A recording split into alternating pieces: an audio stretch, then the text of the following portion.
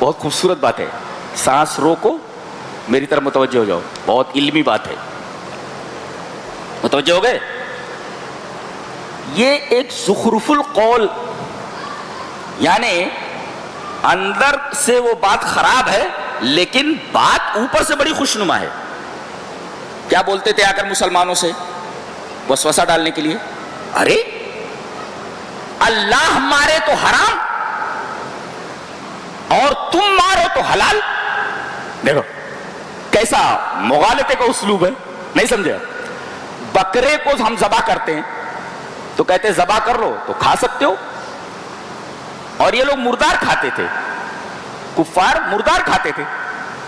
تو وہ کہتے تھے کہ مردار یہ جس کو اللہ نے مار دیا ہے, اس کو اللہ نے مارا ہے نا, تو جس کو اللہ نے مار دیا اس کو نہیں کھاتے ہو, جس کو تم مار دیتے ہو اس کو کھاتے ہو. دیکھو اندر سے یہ بات کتنی خراب ہے اور اوپر سے کتنی خوشنما ہے, نہیں سمجھ میں آیا؟ بکرے کو ذبح کر دیے اور ایک بکرا مر گیا تو وہ مرا ہوا بکرا کھا لیتے تھے, اور مسلمان کہتے تھے کہ یہ حرام ہے, میتہ ہے وہ.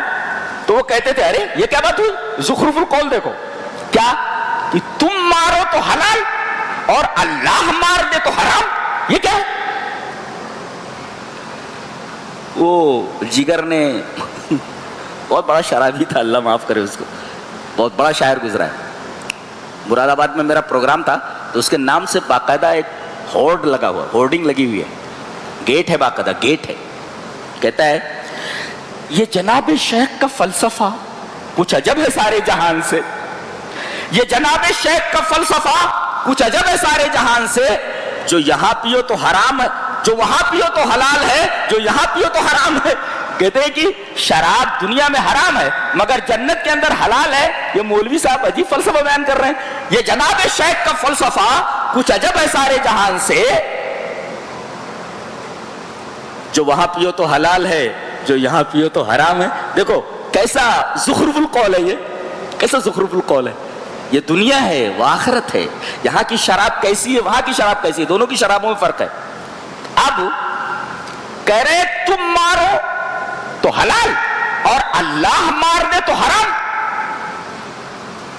اللہ تبارک و تعالی نے اس کا جواب نہیں دیا, اس لیے کہ یہ سوال اتنا احمقانہ ہے, اتنا بے وقوفانہ ہے کہ اس کا جواب دینے کی ضرورت نہیں. ایک آدمی, ایک بچہ بھی یہ فیصلہ کرتا ہے کہ ذبیحہ اور مردار دونوں میں زمین اور آسمان کا فرق ہے. ہم ذبح کرتے ہیں تاکہ نطہرھا من الدم, تاکہ اندر جو خون ہے اس کو ہم نکال دیں جو نقصان دہ ہوتا ہے, اور جانور جو مر گیا وہ خون اس کے اندر رہ گیا, وہ سخت نقصان دہ ہے وہ. تو ذبیحہ میں اور ایک مرے ہوئے جانور میں زمین اور آسمان کا فرق ہے. انہوں نے ویسے ہی کہا کہ سود بین ہی کاروبار کی طرح ہے.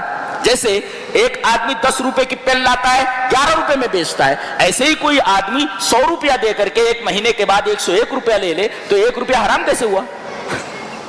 انما البیع مثل الربا. تو یہ مغالطے ہیں, یہ قرآن حکیم ان کے مغالطوں کو بتاتا ہے کہ یہ دیکھو یہ شیطانی تلبیسات کس طریقے کی ہیں کہ اوپر سے بڑی خوشنما ہے مگر اندر سے اتنی خراب ہے کہ ایک بچہ بھی فیصلہ کر دے گا کہ یہ بات انتہائی خراب ہے. ارے بھائی ذبیحہ میں اور مردار میں ایک بچہ بھی فیصلہ کر دے گا کہ دونوں میں زمین اور آسمان کا فرق ہے. ہم ذبح کرتے ہیں تاکہ نطہرھا من الدم, اندر جو خون ہے جو نقصان دہ ہے اس کو ہم نکال دیں, لیکن مردار جو جانور مر گیا وہ خون اندر ہی رہ گیا. اب اگر اس کو کوئی کھاتا ہے تو خود انسان کی صحت کے لیے مضر ہے وہ. ایک فرق تو یہ ہوا ذبیحہ میں اور مردار میں, اور دوسرا فرق اللہ بتا رہا ہے جو ضروری تھا, جس کا تعلق اعتقاد سے تھا. کیا فرمایا؟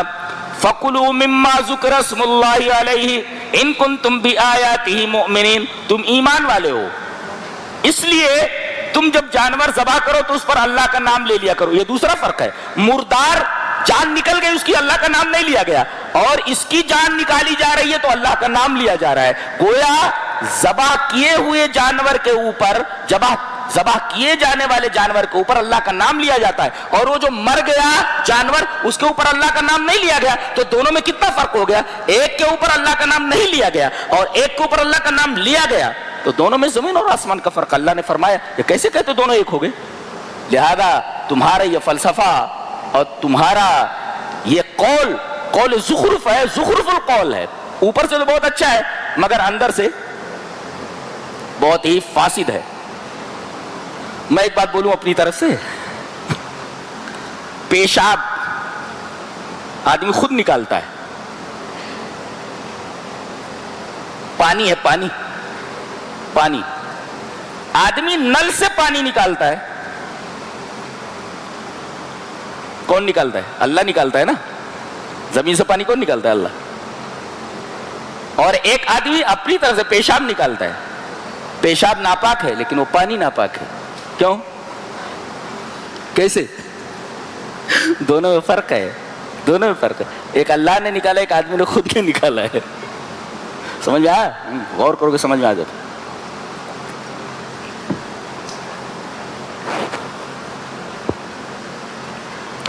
فرمایا گیا کہ جس جانور پر اللہ کا نام نہ لیا جائے اس کا کھانا حرام ہے. فَكُلُوا مِمَّا ذُكِرَ اسْمُ اللَّهِ عَلَيْهِ. اور جس جانور کے اوپر اللہ کے علاوہ کسی غیر کا نام لیا گیا ہو، غیر اللہ کا، اس جانور کا کھانا بھی حرام ہے. اور کسی درگاہ پر، کسی آستانے کے اوپر کسی جانور کو ذبح کیا گیا، اگرچہ اللہ کے نام پر کیا گیا، بسم اللہ اللہ اکبر کہہ کر کے کیا گیا، حرام ہے. اس لیے کہ نیت جو ہے وہ تقرب غیر اللہ ہے، مسئلہ ذبح کا نہیں ہے. جیسے ایک آدمی نے دھاگا باندھا ہوا ہے ہاتھ میں، یہ دھاگا کہاں کا ہے؟ بولے فلاں صاحب مزار کا ہے.